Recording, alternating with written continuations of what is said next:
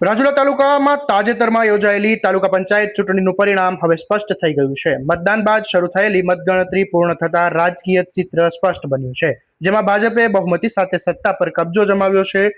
તાજેતરમાં જોવામાં આવે તો છેલ્લા કેટલાય સમયથી રાજુલા તાલુકામાં વિકાસના મુદ્દાઓ, સ્થાનિક પ્રશ્નો અને રાજકીય ગરમાવા વચ્ચે આ ચૂંટણી ખૂબ જ રસપ્રદ બની હતી.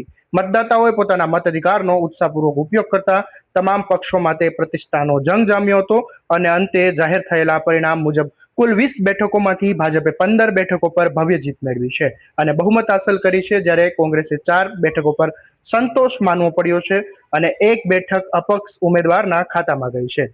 ભાજપની આ જીત સ્થાનિક સ્તરે સંગઠન શક્તિ, પ્રચાર વ્યૂહરચના અને વિકાસના મુદ્દાઓ સાથે જોડીને જોવામાં આવી રહી છે. તો બીજી તરફ કોંગ્રેસ માટે આ પરિણામ આત્મમંથન કરવાની જરૂરિયાત દર્શાવી રહ્યું છે.